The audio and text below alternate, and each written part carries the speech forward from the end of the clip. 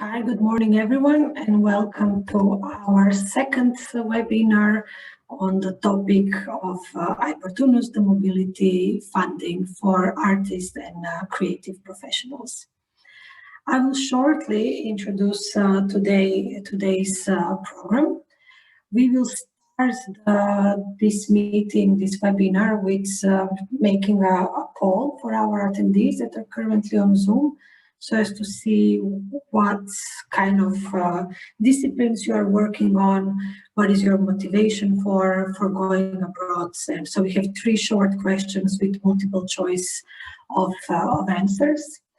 Afterwards, Marie Lesour from On the Move and myself will give a presentation about opportunities for mobility on the specific disciplines for literature and for literary translation and for music, on which we are focusing this webinar.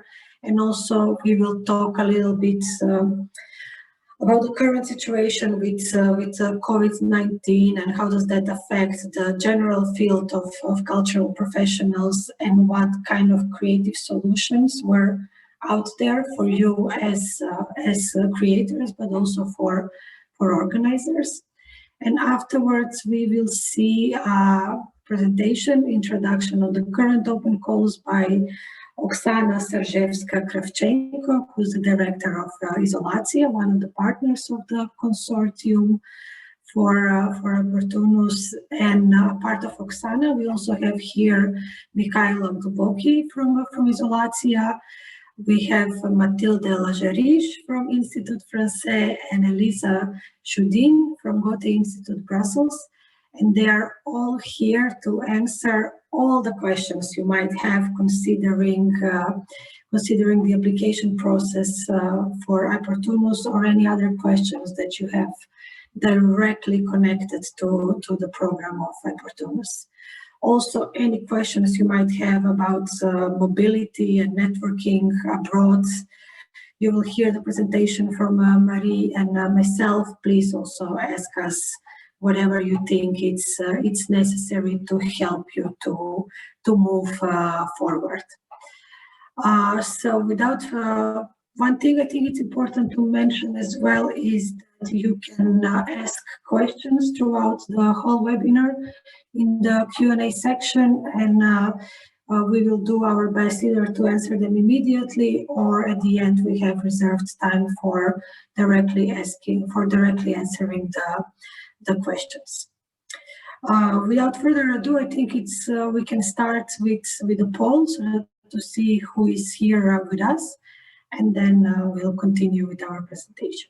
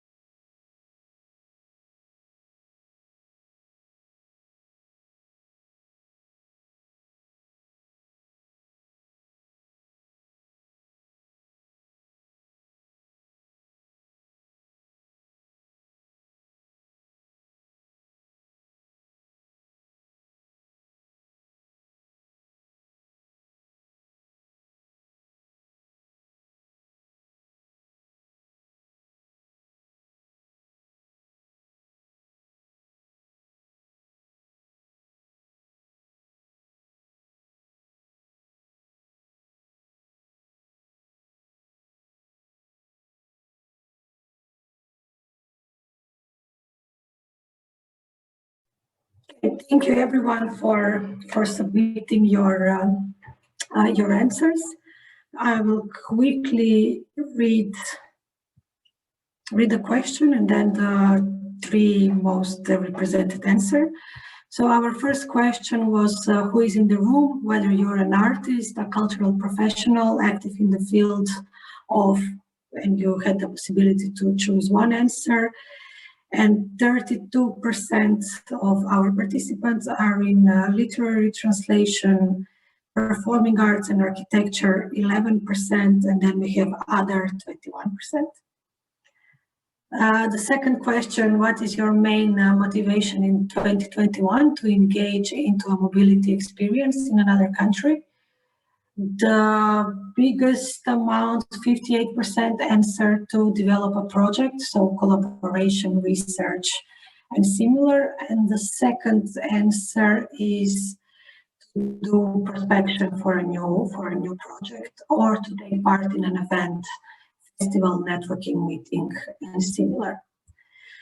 The last question is your income made in experiences abroad, so residencies, tours, projects. Is it a main part of your yearly income? And I think this is quite an interesting answer because 68% answered no, while it depends, it's 21%, and yes, it's 11% of our participants. Thank you very much. This gives us a very good orientation about who is here with us and also in what kind of examples, for example, Marie Lesur or myself can focus in our presentation. And so now I would like to invite Marie to tell us a bit more about On the Move and what is On the Move doing, and to take the word further. And again, I will repeat, please don't be shy, ask your questions. We are here to help you as much as we can. So Marie, thank you, and I just give the word to you. Thank you very much, Bojana. Thank you as well to the i-Portunus consortium partner and together with Dutch Culture Transartist for this invitation to On the Move.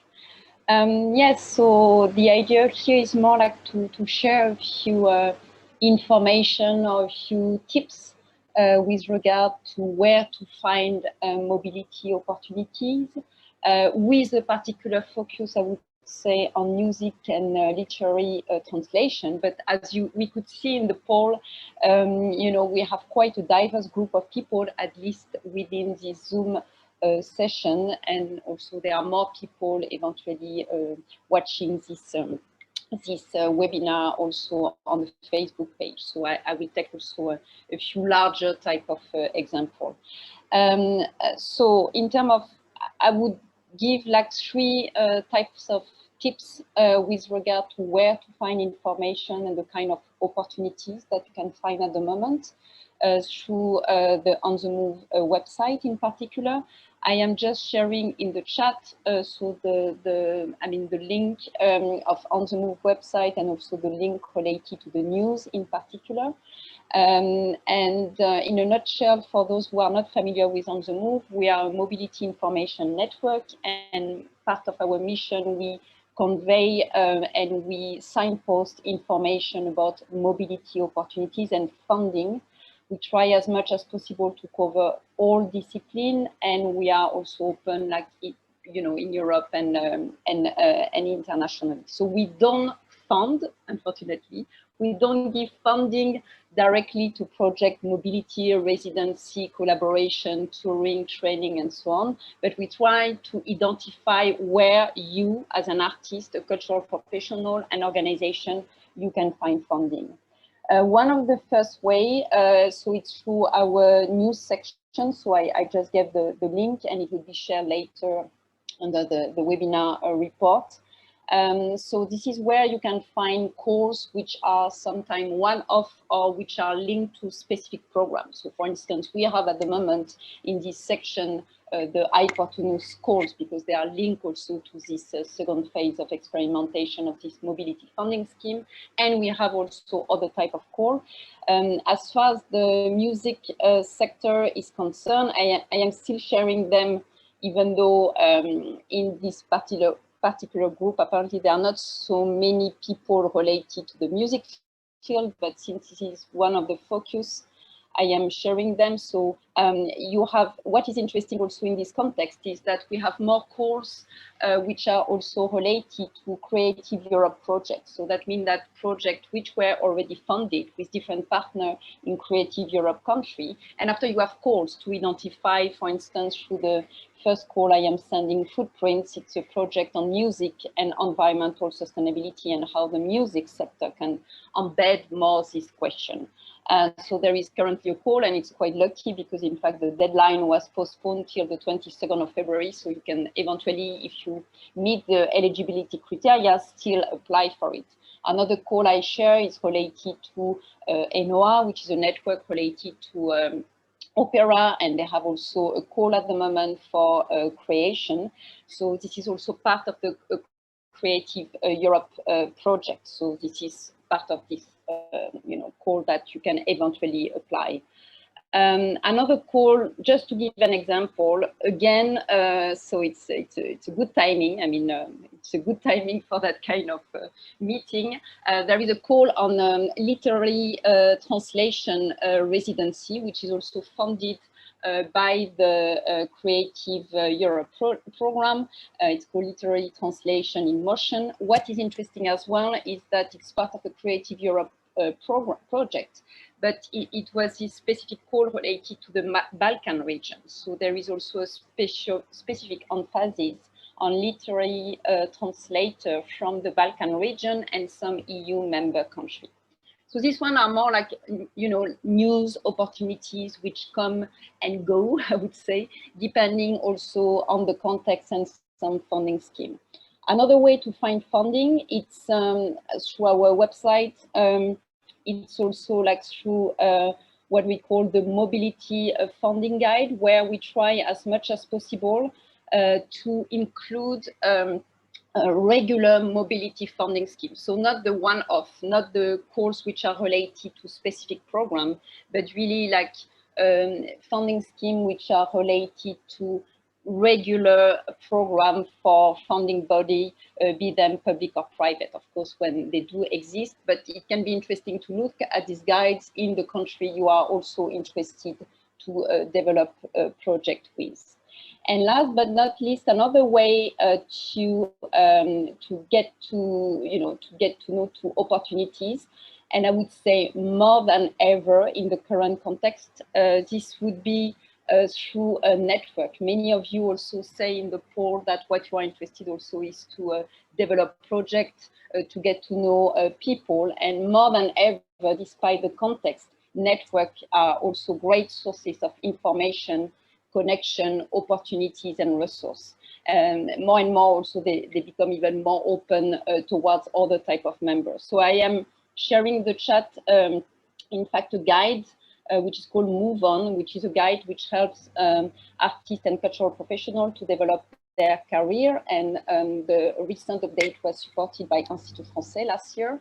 And at the end of this guide, you have a list of different networks and in the music and the literature field as well, that can be also useful to further delve into. And I am just added to that two other network for the literature and it's very hard for me to say, the literary translator field, and particularly a network which is behind this Creative Europe project I was mentioning on residency for literary translation, which is called Residencies, which is the European network of international center for literary translator. So this is where also you can feed yourself and eventually find connection, opportunities, and sometimes also webinar in which you can attend even when you are not a member. Thank you very much. And I pass to you the word, Bojana, as well, also to see also like through the database of Transartists, the kind of opportunities that particularly artists and cultural professionals can find, particularly in the music and literary translation field, because I guess you feel also the database is huge, so it's good also like to get a sense of how to find the information and for whom and in which type of time frame as well. Thank you, Bojana. And thank you, Marie, for the nice introduction about our database and for the nice words, of course. I will come back to the database in a minute. First, again, I will say the practical question. We have already one question in the Q&A, but feel free during our presentation to ask the questions and we will come back to that. As well, for the ones that are looking at us on Facebook Live, on the Transartist Facebook, you can ask questions there, and then our colleague will say it to us so that we can answer them. Apart of these practicalities, I would like to also say a few words about Transartist as an organization and about Dutch culture, actually, because Transartist is part of a bigger organization called Dutch Culture, and Dutch Culture is a center for international cooperation based in Amsterdam. We are subsidized by the Ministry of Foreign Affairs and the Ministry of Culture, Science and Education. So one of the tasks of Dutch Culture is to help the ministries implement the international cultural policy that is changed every 4 years here in the Netherlands, and that is done quite a lot through the 23 focal countries that are chosen and that are part of the international cultural policy. And for most and practically for all of these focal countries, we have an advisor in the house in Dutch Culture who can help out further with your questions. Another thing is that Dutch Culture is hosting the Mobility Info Point. And maybe Marie, later, if you don't mind, you can say just 2 or 3 sentences about mobility info points, and because that's part of a bigger network of mobility info points in many organizations that are part of On the Move. But I'm sure Marie will explain that a bit better and more in details. And currently, the Mobility Info Point that we are hosting in Dutch Culture is also functioning as a help desk for COVID-19 for international cultural cooperation. Otherwise, in the Mobility Info Point, you can ask questions about working in the Netherlands as an artist or cultural professional, or if you are based in the Netherlands for going abroad and so on. So just to mention a few of the questions. Dutch Culture is also managing matching fund for shared cultural heritage, and as well to projects related to European heritage. We are also hosting the Creative Europe Desk in our organization, in the Creative Europe Desk Netherlands, and the Europe for Citizens Point Netherlands. And the final thing, Transartist platform is also a big part of Dutch Culture, and this is the department where I'm working. So I will focus mostly on this. I will now share my screen so as to guide you through a few.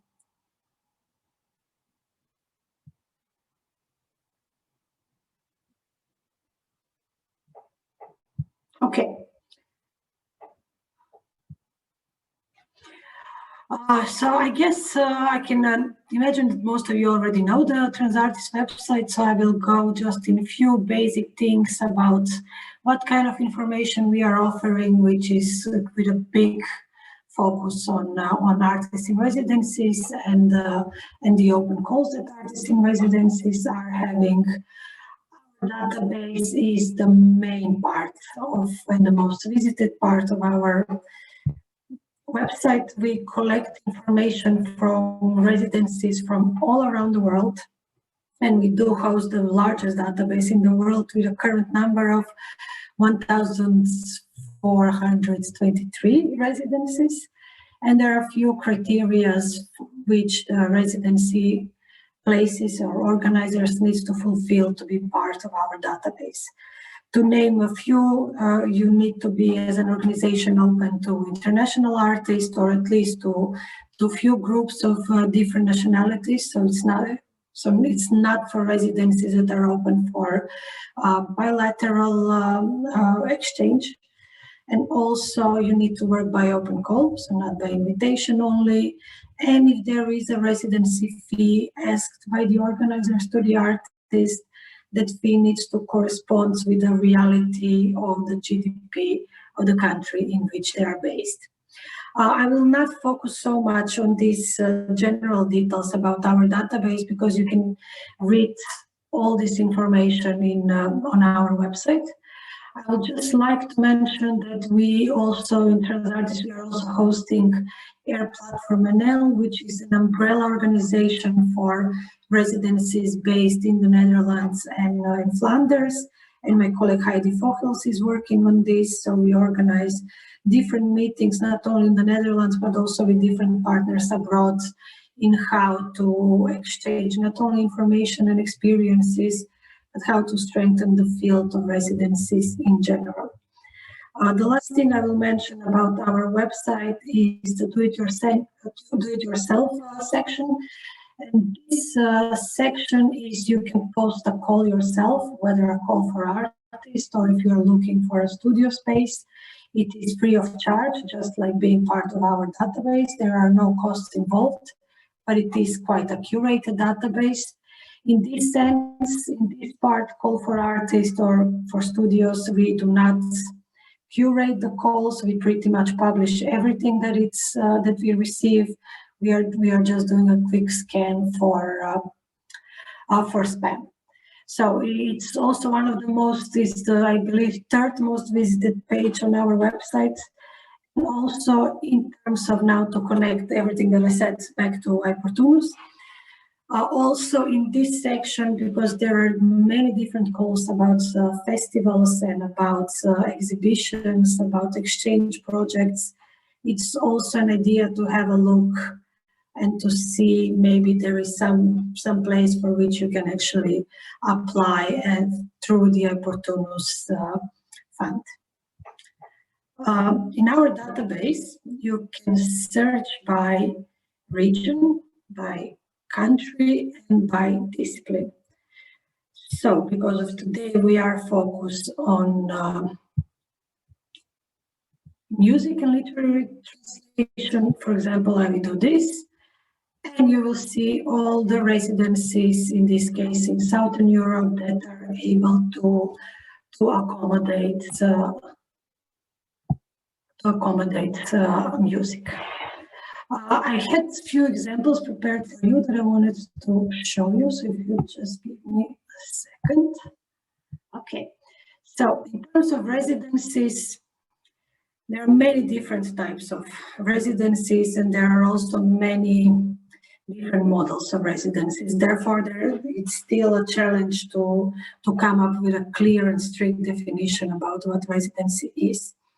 I will now focus only on two models for the sake of the disciplines that we are talking about today. Is that, for example, if we are talking about music and literary translation, you have two types of residencies. You have residencies that accommodate different disciplines for which you can apply, and you have residencies which are strictly for the discipline that you are working in. So my first apologies. My first example is a residency in Spain, AADK Spain, which is located in Blanca in Murcia. And this one of the focus for this residency is working outside of urban areas, and how can you revive areas by art and culture. So in this case, every year they have an open call on a different topic, and they invite artists to apply and to create a work or a research on this topic. The call they had last year, and I believe it concluded end of December, was about working in the landscape and do an intervention regardless of your discipline. So as you can see here, it can be sound, performance, visual arts, architecture, literature, and so on. To do an intervention in the natural or semi-urban areas of Blanca, so where the residency is located. So in this sense, they do have certain facilities that you can use, but it's not necessarily very strictly music-oriented facilities. So that's something to think about when you apply for this kind of residencies. What can they offer to you if you need to use a specific equipment? The second example that I will show is the Tyrone Guthrie Center, which is in Ireland. And actually, I wanted to show this one when we talk about facilities. So to see what exactly a residency is offering. In this case, the Tyrone Guthrie Center is offering a music room, a dance studio, a print studio, an art studio. So meaning when you apply for this kind of residency, you can directly focus on your discipline and what exactly do you need to do or to create in that residency and what kind of studio you would like to use. To now bridge towards the literary translation, the situation is pretty much similar. You can apply to a residency that already says it can accommodate translators or writers. And from there, it can be again divided in these two groups, which one group could be a residency with different disciplines plus translators, or it can be a residency strictly for translators. I will show you two examples. First, I will show you a residency that is strictly for translators. And to be honest, there are residency for writers, and there are residency for translators, and there are residency for both. Some residencies are for writers only, and some are only for translators. In this case, this is a vertaler's house in Amsterdam, which is a translator's house in Amsterdam, and it is strictly for translators. And one of the conditions is that you need to translate from Dutch language. So you can translate into any other language, but your starting language or in literature should be Dutch language. So this is just one example. There is also the Baltic Center for Writers, who, although they are encouraging for translators from the Baltic area to apply, they're still open to other nationalities as well. So you can look by this tag of literature, this kind of residencies, or the example that I would like to share in terms of residency that incorporate different disciplines. This is one in Slovakia, bridge guard, and it's a residency where you are supposed to be a guard of the bridge that it's connecting, I believe, Slovakia and Hungary. So you need to be there and have a diary to write a diary during your stay about the bridge and about you as a bridge guard. But on another hand, you have more than enough time to focus on translation in this case.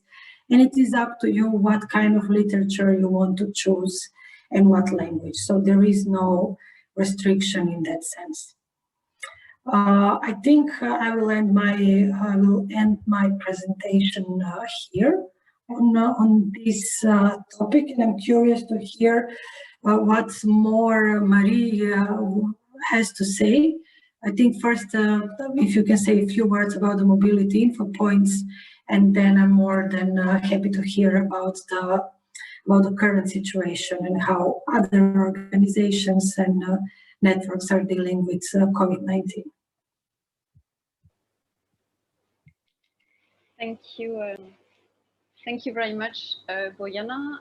So I will indeed make the direct link with this question of the mobility info point. So I focus in my short presentation more on the information related to the funding, related to the mobility of artists and cultural professionals.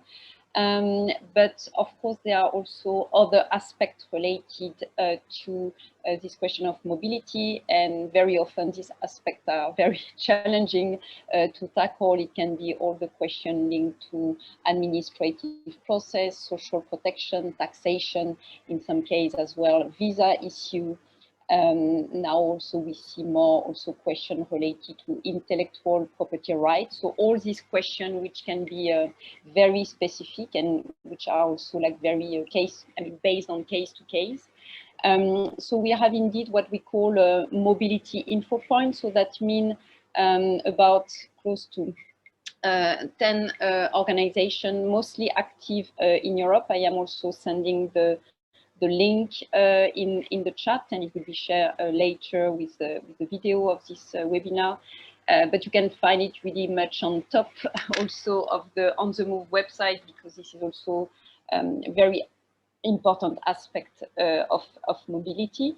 And these organizations, be them located in Dutch culture in the Netherlands, or be them standalone organization like Mobiculture in France, or a fusion of two organizations like in Germany with touring artists and the International Society for Visual Art, IGBK, and International Theatre Institute in Germany. So these organizations in various places in Europe try as much as possible to answer on a free basis, either directly by email or by phone consultation on specific questions you may have about your contract in another country, about your social protection rights, for instance. So these are also like information which are very important, and that sometimes and unfortunately are left aside because people don't know exactly which administration or which organization asks. So these organizations are here also to help,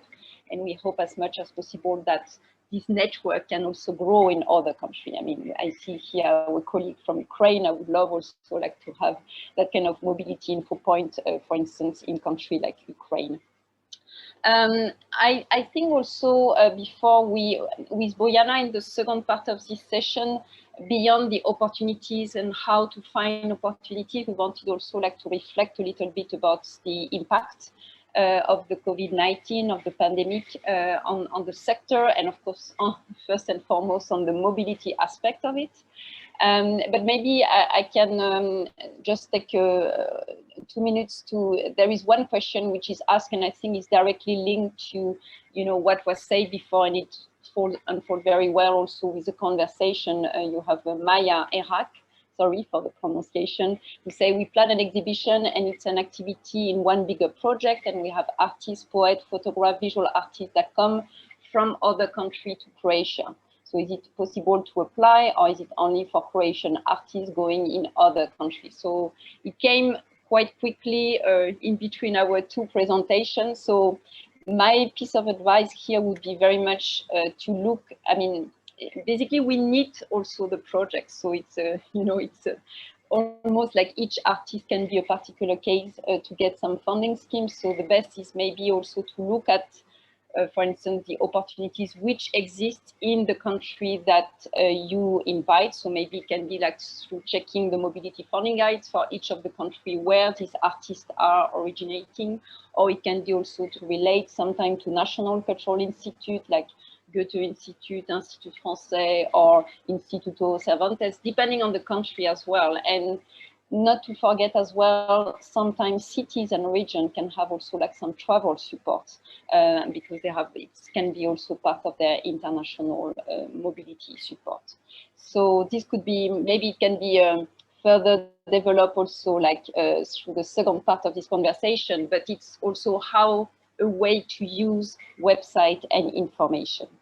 On the question on, I will be short on the question of the impact of the COVID-19 on the mobility, or we are more working sometimes on non-mobility issue, because mobility, physical mobility is still very much limited or restricted. What we can say first, and I think this is a good piece of news, is that On the Move, Transartist website and other websites have never stopped. So there are always opportunities coming in.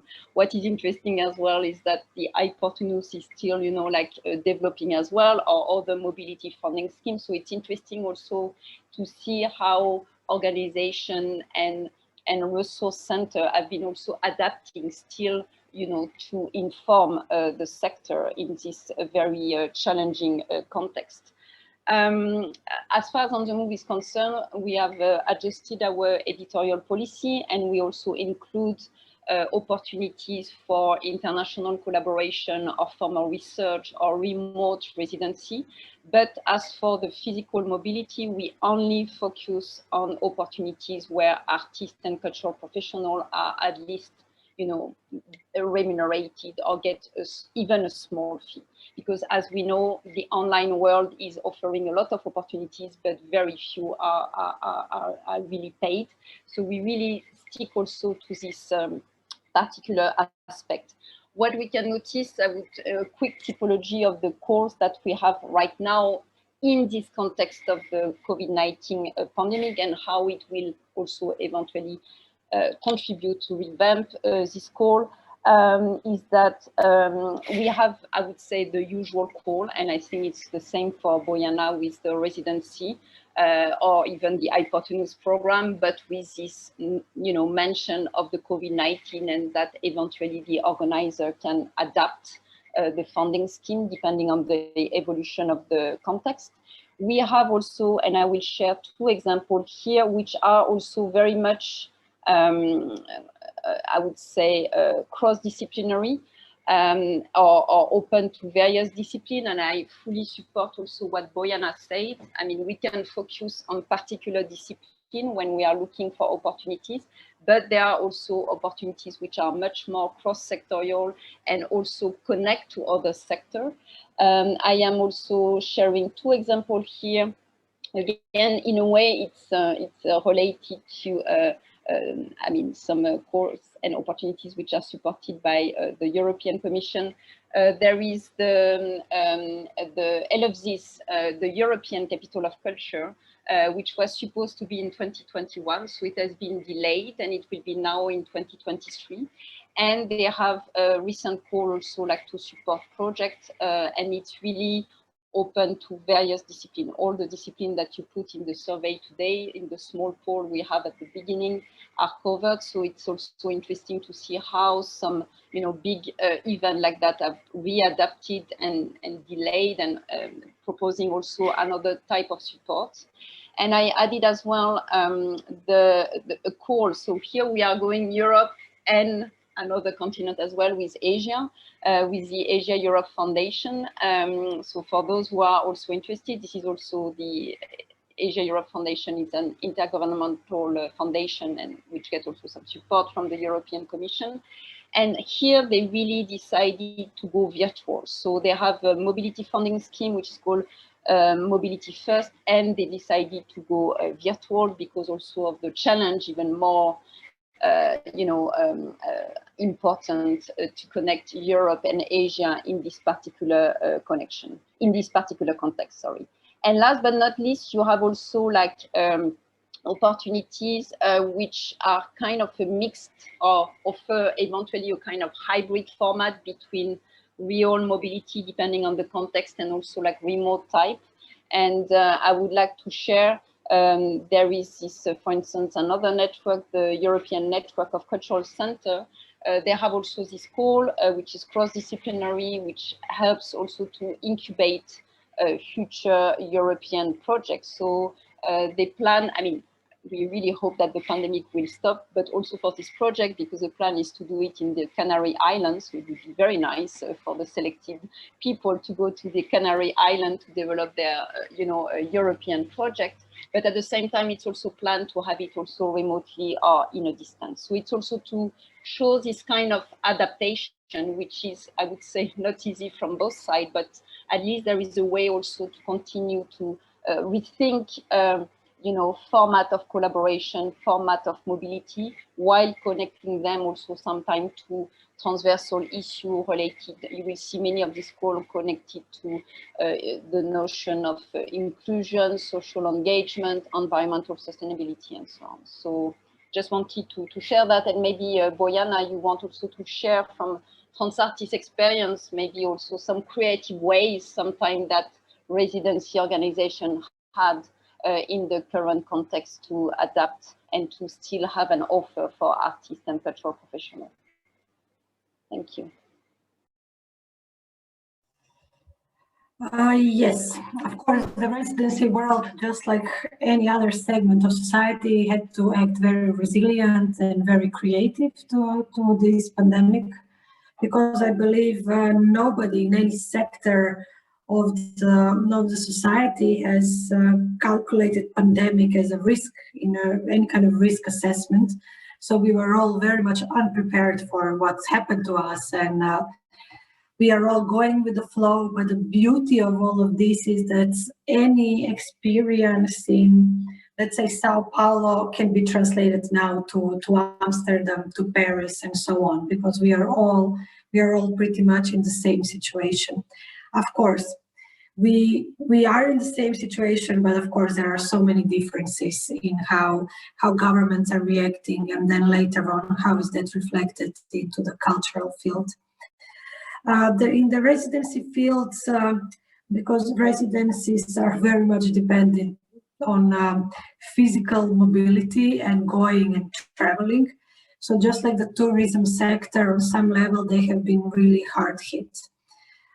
Or just like, I mean, we can assess the impacts on so many different levels. And I can say the residency field has been really hard hit, but then the performing arts, dance, theater have been also, everybody has been really, has been having really tough time in dealing with this. But then on another hand, also all the sectors have been finding creative ways to how to sustain not only themselves as an organization, but also how to help artists to continue working and to continue promote the artist. So from the perspective of residencies, we've seen a lot of calls being changed from physical mobility to an online mobility. And some of these were, the interesting thing was that some of these open calls were also focused on giving financial support to the artist.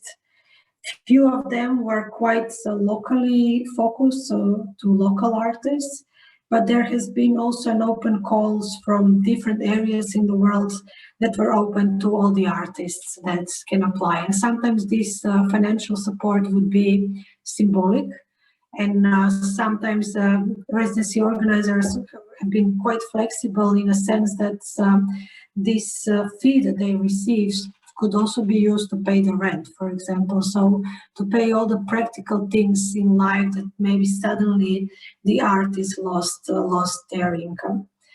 One thing that we see now more and more in this year, because of course hope never dies, and we keep on hoping in the next 3 months it will be better, and then now in the next 3 months we can travel, and now we are almost in a year or even more, depending which part of the world, into the pandemic. And I think we all realize that let's not plan in long term, but let's work with what we have and what can we do at this point of time, and then go with the flow. How things are happening, we can continue adapting and changing our program.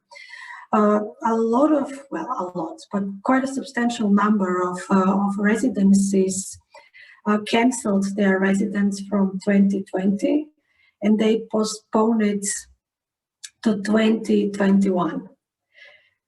So that means that these residencies are not doing open call anymore for 2021.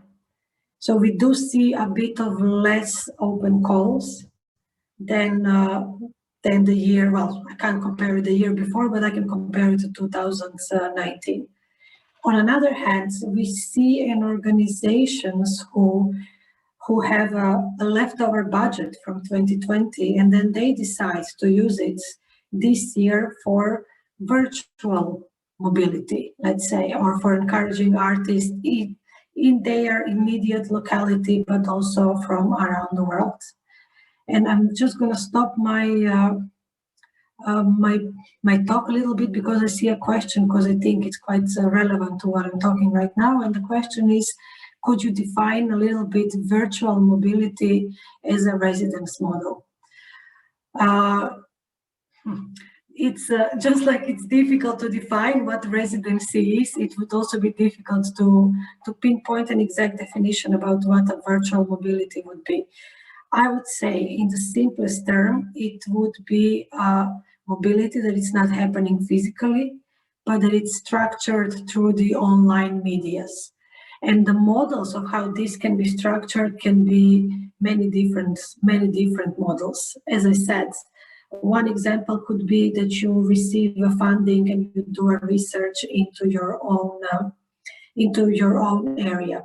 We had an open call from a residency in UK and in London, and they organized the research in their archive, but a digital research. So meaning you're not going there physically to do it, but you're in contact with the archivist from the archive, who will give you a list of what is in there, and then you can select which documents you want to get access to, and the archivist will send you a scanned copies.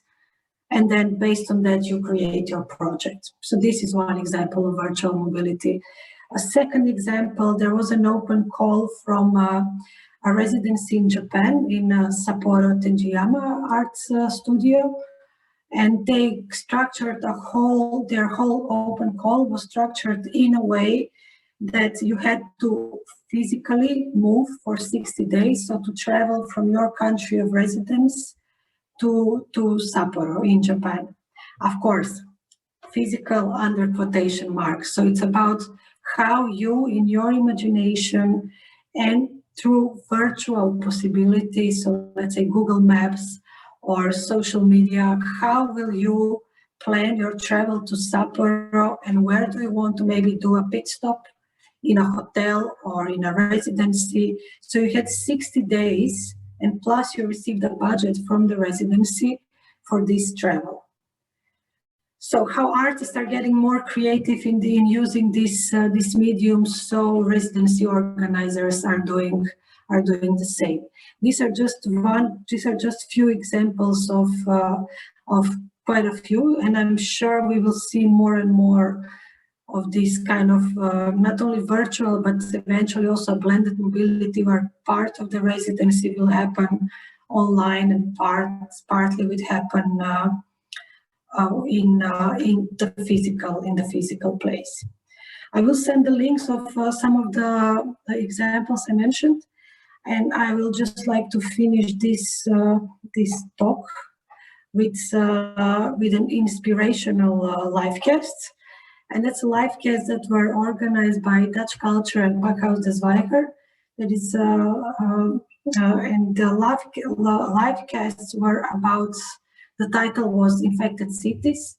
So every time a different city was a focus, and we had different representatives, either curators, artists, organizers, so from any field of the cultural world, who were saying how exactly they are in their city, they are dealing with the pandemic, and how they survive, and how artists are finding new ways of working. So I think it's quite inspiring to have a look. There is maybe, I think, around 10 or 12 live casts. I will send you the link. So it's nice when you have time to check it out, just to see how in other areas of the world people dealt with the problem that we are all in. Thank you very much for your attention. I will now give the word to Oksana, who can tell us more about the current open calls for i-Portunus, and then we have more time for your questions.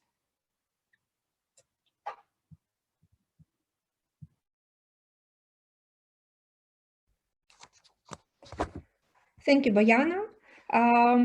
Greetings to everybody who are participating today via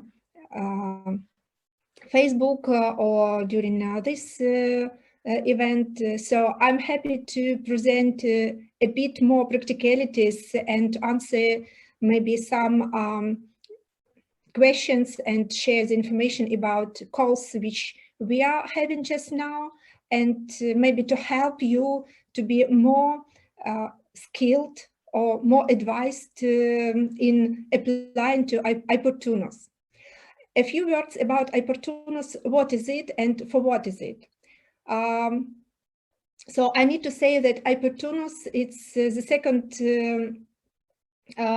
year project for just now, and the first pilot was in 2019 when we first tried to develop air mobility for individuals. And what is important to know for you is that we are aiming to support using i-Portunus funding only physical persons, not organization, who are trying to fulfill their mobility. And please, the next slide.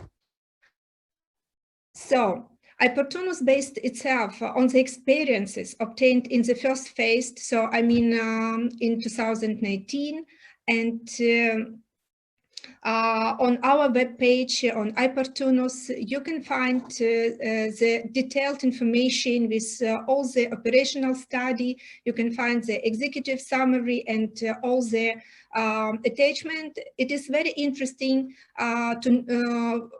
information for you to know more about mobilities.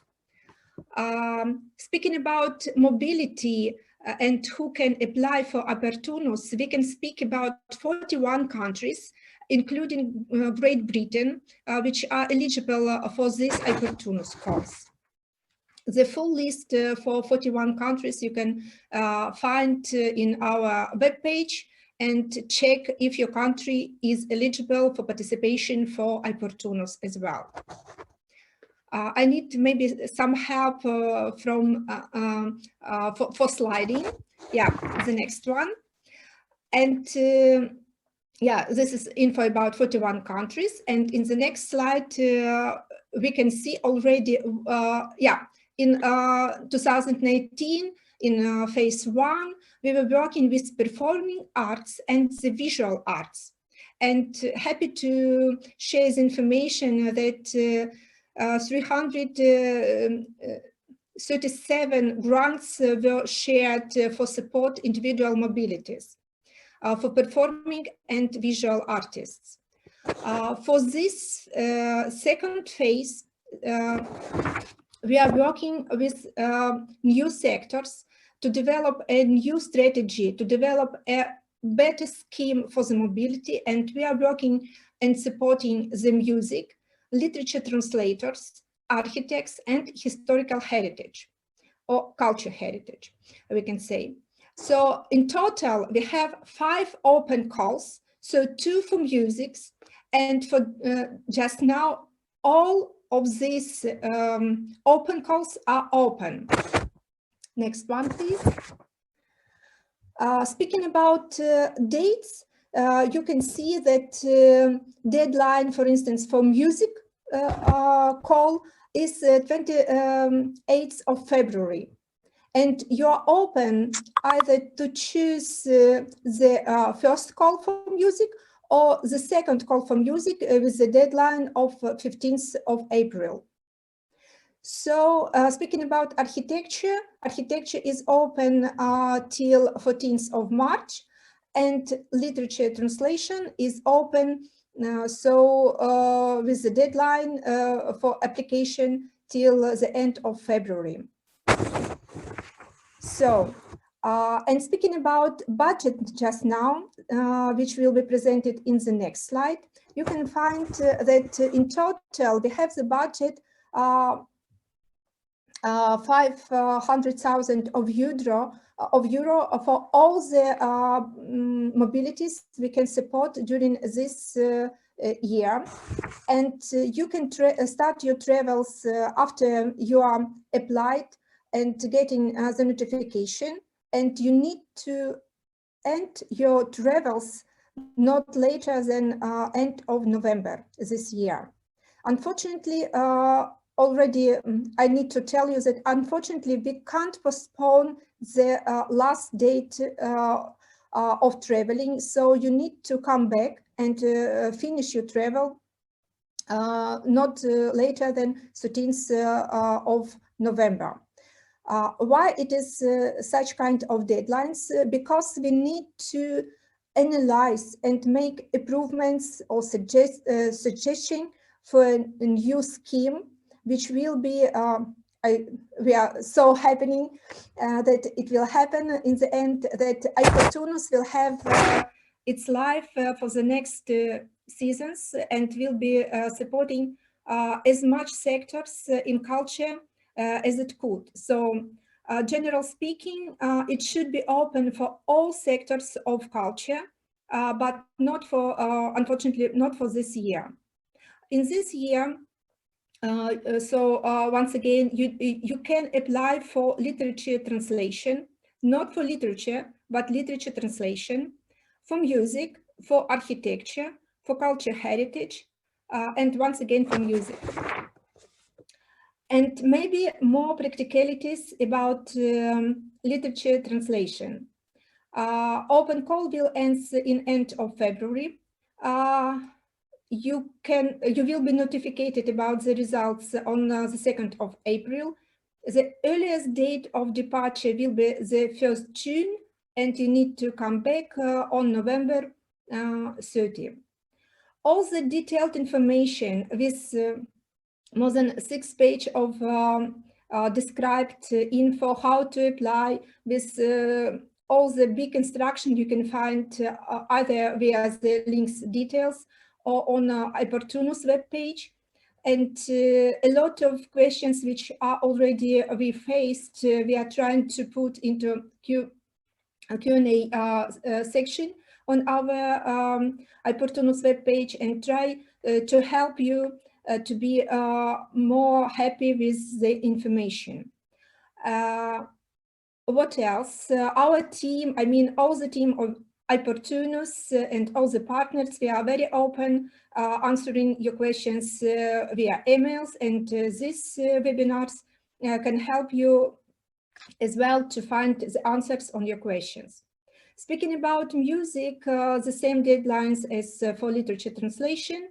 You can start your travel earliest June 1st and come back till 13th of November. Then we have the calls for architecture with another timelines, because it was a bit later announced. So you will be notified about the results on 16th of April. You can start your travel not earlier than June 16, but come back not later than November 30. Then the next one is culture heritage, and you will be notified on May 16. You can start your travel July 16, but come back again not later than November 30. For music, the second call, so they are overlapping. I mean, music 1 and music 2 are overlapping just now, and you can choose either to apply for the first call for music or for the second call for music. All depends from your project, the dates when you need to start your travel, and of course, you need to understand that for our first call, a lot of applicants are already applied, and maybe it's a better advice for you to think about the call number 2. Yeah, about duration for the mobility, your travel should be between 7 days and not more than 60 days. Maximum grant per person which can be applied for is 3,000 euro, but this is not a lump sum. All depends from the duration. I mean, the maximum grant depends of the duration of your travel. It is very simple for calculation. So we have fixed amount of money for transport. It can be either your auto or the tickets for traveling, and unfortunately not more than 350 euro you can spend for tickets. Obviously, if your tickets are more expensive, you can buy the more expensive tickets, but using other money. You're very open in usage of the so-called per diem money. We are not asking for some explanation or the reporting for per diem money, and you are very open to use it at your idea. But in general, this money are aimed to be used for your per diem and education. And depending from the country of destination, we have three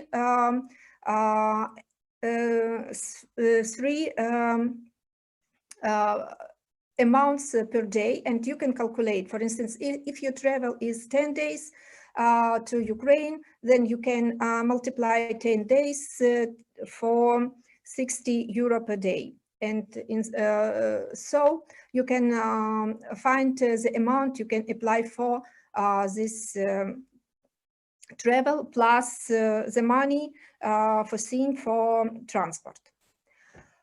So for applying, you can use, and it's only one opportunity, you can use our account on i-Portunus. You need to log in and at first register and then log in, and then you will find a very simple application form for which you will be spend not so much time. Questions are very practical, and you need to describe your idea of mobility and the criteria how your application will be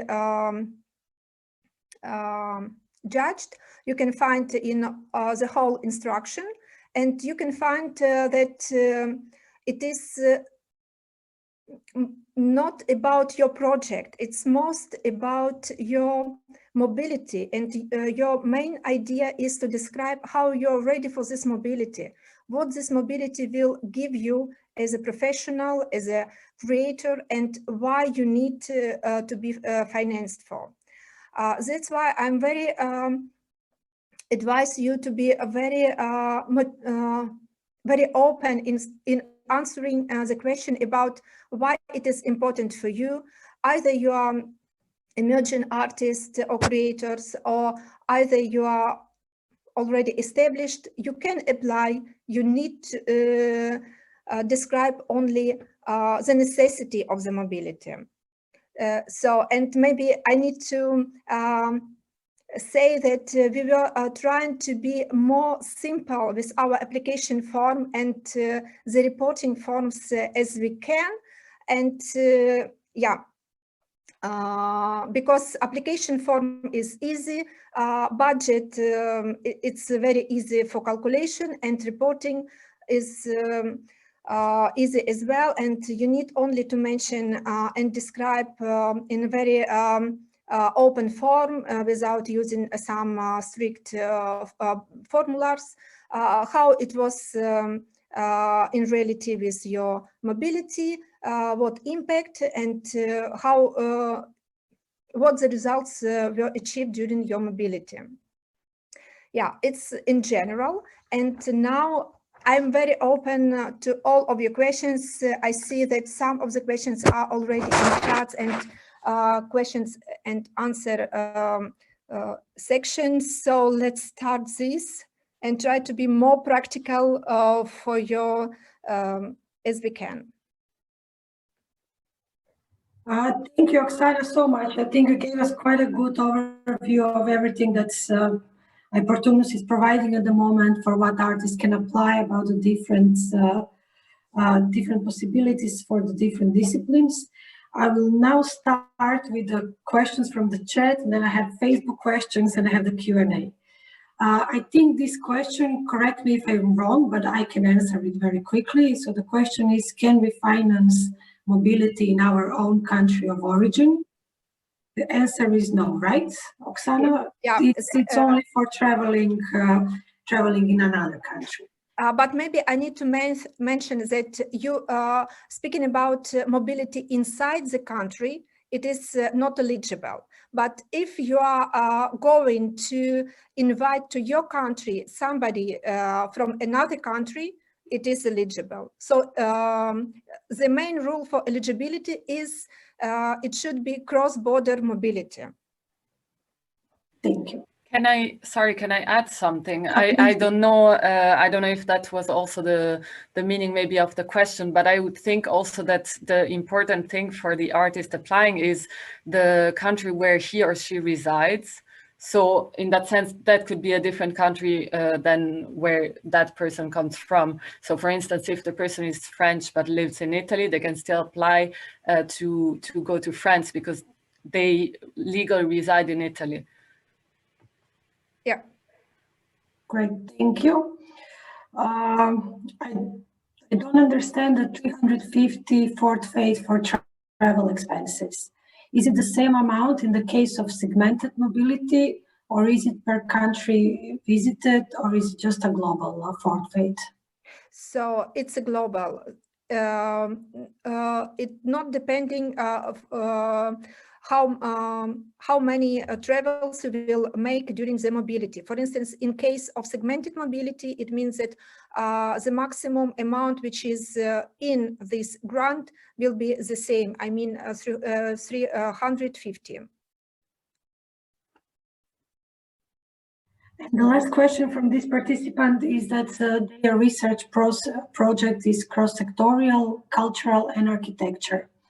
What does cultural professionals active in the field of architecture mean? So I'm just going to read the rest, because they are now building a new cinema, so field of culture, and want to finance a research about architecture.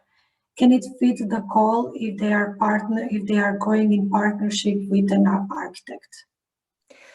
Definitely, because it's about architecture, and we were trying to be more broad as we could as well for this definition, who can be named or who can apply under this call for architecture. So everybody who is working with architecture topic can apply if your project and if your aim is towards architecture. But you need to be very clear in the describing of your mobility and necessity, and describe more connected to the architecture, and ensure all the evaluators why your project and this collaboration is connected to architecture direction. So.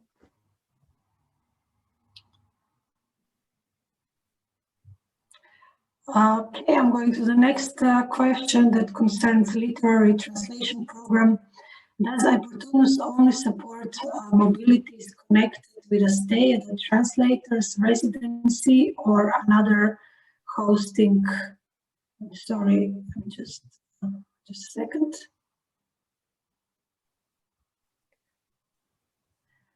I'm sorry, I lost the question. So Bojana, yeah, sorry. I will repeat it from the beginning, I'm sorry. So it's about literary translation program. Does i-Portunus only support mobilities connected with a stay at a translator's residency or another hosting organization, or the partner at the country can be a person? And to what extent is a contract with a publisher important for the evaluation of the application? I will start answering, and maybe if somebody from my colleagues can add in the end, I will be very thankful. So at first, it's up to you as applicant to choose the host organization or host partner. It can be either organization established or only beginner organization, or it can be a physical person with whom you are collaborating and developing a project. In case of this question, it could be a person who can be a inviting person, and you need to ensure and prepare the evidence that you are agreed on this mobility, that somebody is really waiting for you for this project, and it can be both organization or person. And answering the second part of the question about the contract with the publishing house, it's in our description, it was one of the samples, what kind of documentation for evidencing the mobility could be. It can be either a letter of invitation or another kind of document where you are describing your so-called memorandum of development of the project, and it can be a project description where you are describing what kind of work everybody of you and your partner are doing. So very open and not very restricted. So as I told, as simple as we can be tried to be for this mobility. Thank you.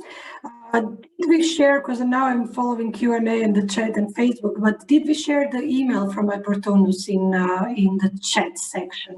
Yes, I did. It's, right? I can write it again. Because I had that question also in the Q&A. Well, it's about sharing the phone, but I believe it's the email. It's far more convenient for everybody involved. Okay, another question. Our project requires us to visit 3 different cities in the host country, and it's about translation again. Do we need to provide in our application the specific dates for our stays in each city?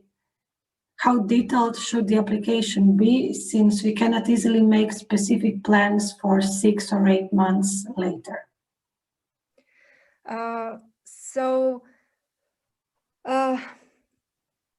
Describing the necessity of your mobility and describing the plan of the mobility, it's up to you how you are going to be detailed in your description.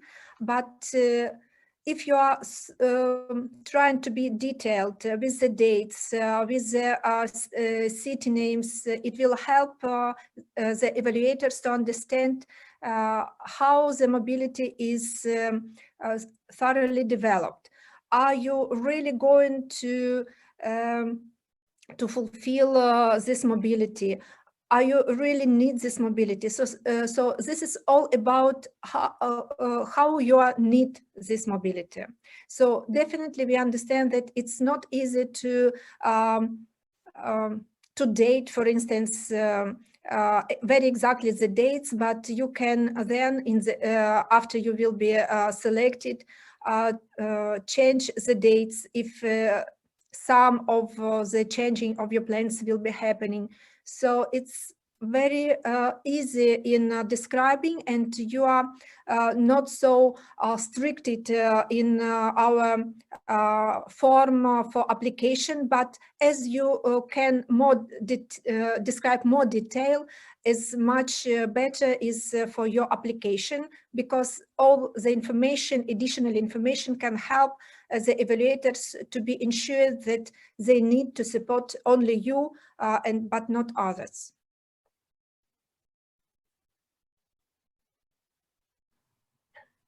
Thank you. I believe this would be a quick question from an artist from Africa, asking if this mobility also covers Africa. If checking the countries which are eligible for i-Portunus, this country is not listed.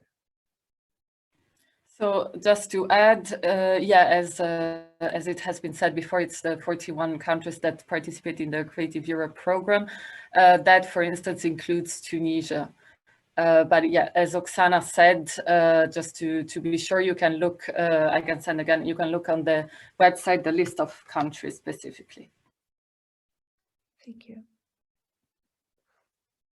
Now I will try to combine 2 questions because they are both about cultural heritage. So the first question is if you could provide a definition of cultural heritage. So is it contemporary cultural histories, oral cultural histories included also in this call? And the second question is more of a statement, but also a question. So whether cultural heritage stands for visual art, performance, and so on. So maybe I will answer very easy concerning or regarding culture heritage.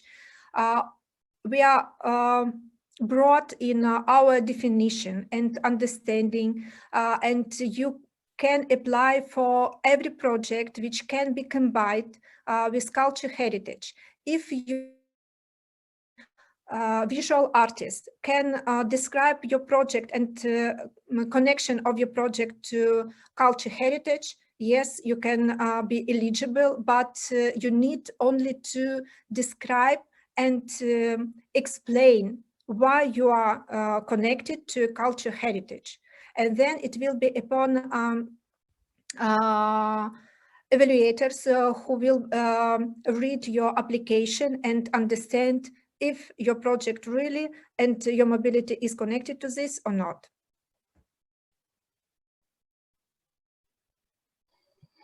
The next question is about music.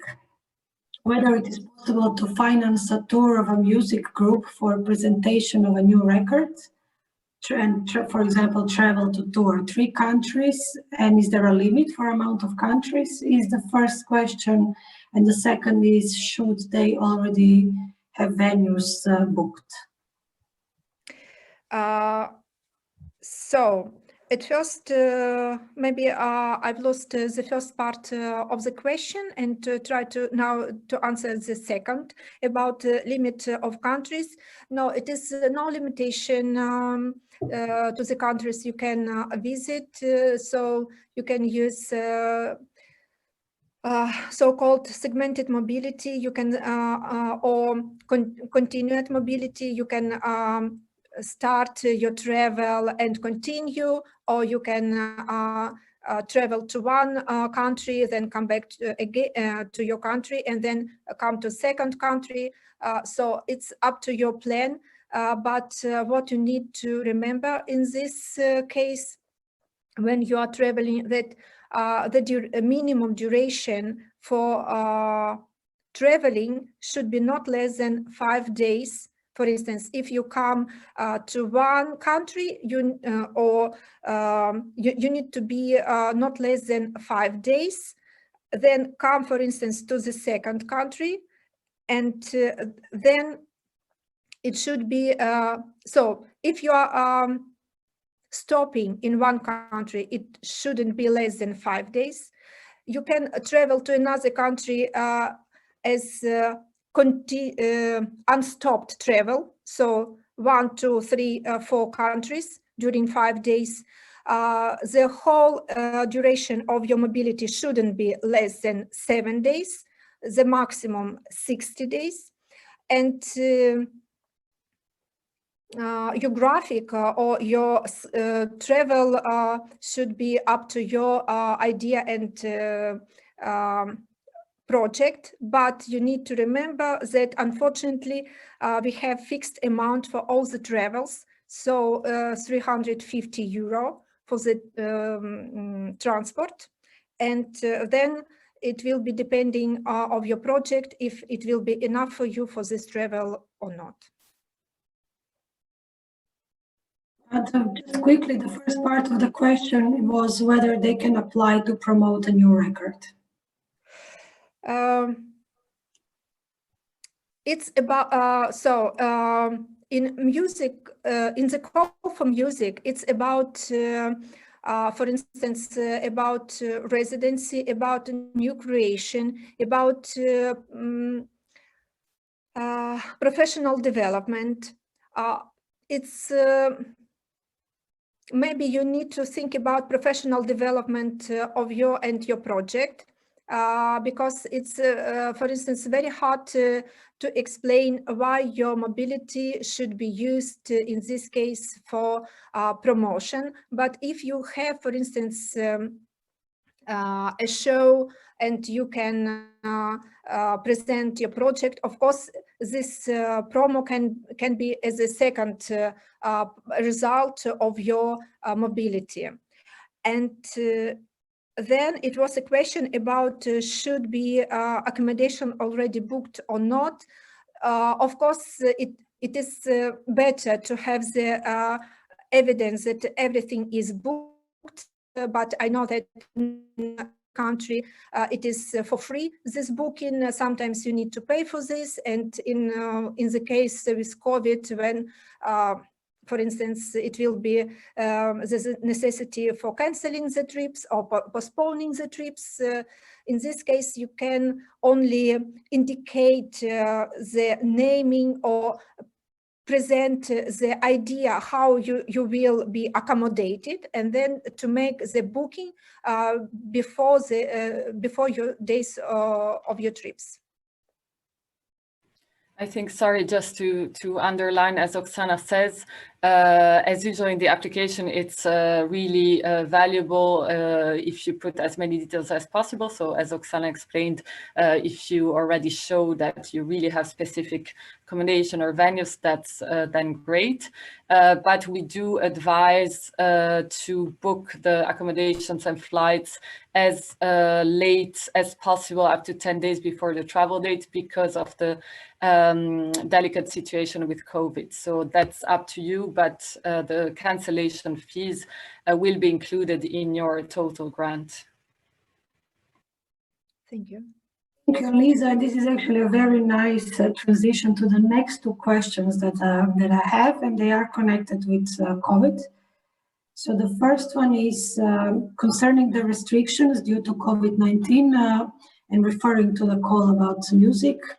How can an artist apply if everything is closed?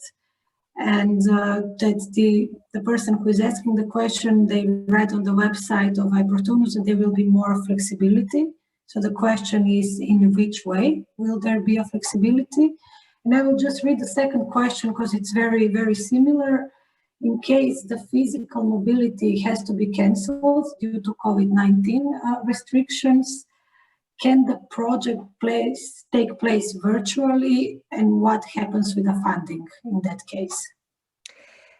So answering for this, we have described, and you can find this information as well in our webpage, as well in all the detailed instruction to the calls. So we have three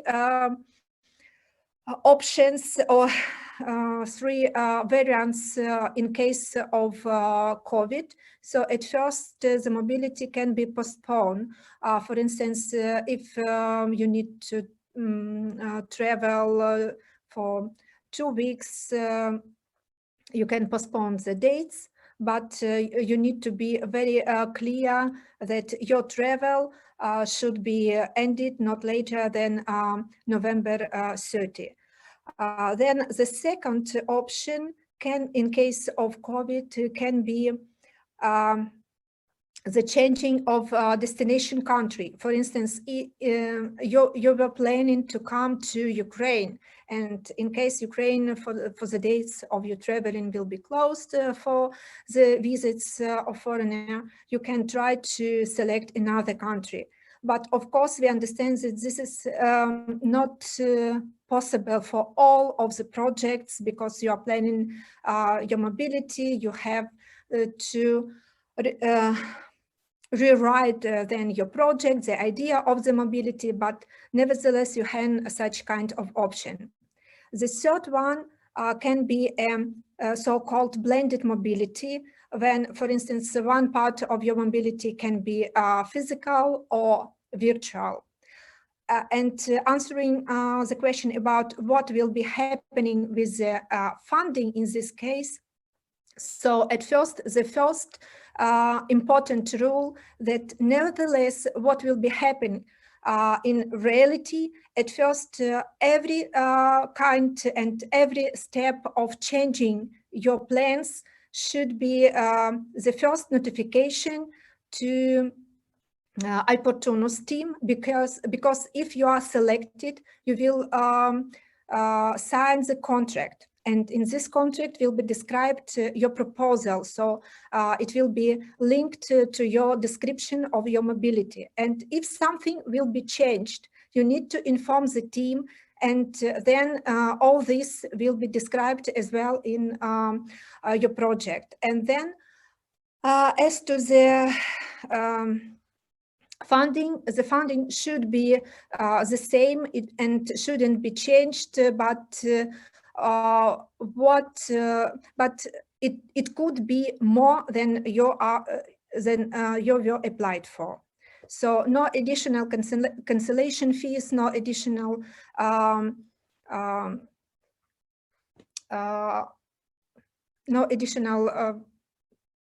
money can be added to your budget. Yes, exactly. Just to add, even if you have to change the destination, and therefore actually you might have to change between a group of countries to another, where the per diems usually are calculated differently.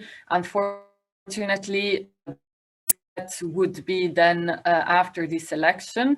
The final grant will be the same as Oksana says. So even if the destination is changed at a later point, we cannot change the grant amount. Thank you. We are almost by the end in terms of time, but I think I will choose 2 more questions that we can maybe quickly answer. The first one is for literary translation. Is it important that the language the translator is translating should be a language of Creative Europe country, or can it be any other language from the world? It's a new question for us, and for answering this very correctly, we need to check once again with the whole rules for Creative Europe program. And please send us the mail to the team of i-Portunus, because for this really we need to check the first rules for Creative Europe countries. And in that sense, I think we will wrap up with these 2 questions that are directly questions about the application. So the first one is about the literary translation. Does each of the supporting documents need to be only 1 page long? You can find the detailed information about the volume of each of the document, which can be not more than recommended. Of course, it's up to you how to describe and how to present your supporting document, but I totally understand that, for instance, if you are going to present a kind of contract as evidence of the mobility, for instance, of course, it can be either 3 or 5 pages. In this case, maybe you need to check and compress the file, not to extend the limit of the whole volume. And I think this would be the last question is where can they find the... I already see Mihailo is answering this this question. Thank you for this. It's about finding a specific document in the application, so I think it's good. Maybe, okay, I will choose another question. Is there any kind of financial support for artists working in these periods on production in music? Maybe we need to a help of explaining of the person who is asking for, because it's difficult in understanding how to better to answer for this. Well, I think, I mean, we have a few more questions, but because of time, I will stop here. And as you all mentioned, you can be contacted on email with more specific questions, and because they require more specific answer and maybe more research as well from your side. And I will have to apologize that we couldn't cover all the questions that we have. And especially, I think I have here 2 questions about architecture. And I will mention that we are planning to organize 2 more webinars with focus on architecture and cultural heritage. So all the questions that you have, you can save for that webinar. This time I chose on purpose questions about music and literary translation, because this was the focus of this current webinar. What can I say? Thank you very much to all the panelists for participating. I think I can already read some comments from our participants who are also saying thank you, that it was very informative and helpful. And thank you to everyone who's watching us on Facebook, and to all our attendees here on Zoom. I hope you will be successful in your application. For any further questions, again, you can contact the representatives for i-Portunus. For any general questions about mobility, or if you need more inspiration where to apply, you can always contact Marie Lesour from On the Move, or myself from Transartist. We will publish this webinar as well online as the first one, and please keep in mind the Transartist homepage and our Facebook page so as to know when the next webinars will be scheduled. Wish you lots of luck and patience and health in these times, and I hope to see you in the next occasion. Thank you, everyone. Thank you. Thank you very much. Bye. Bye. Bye.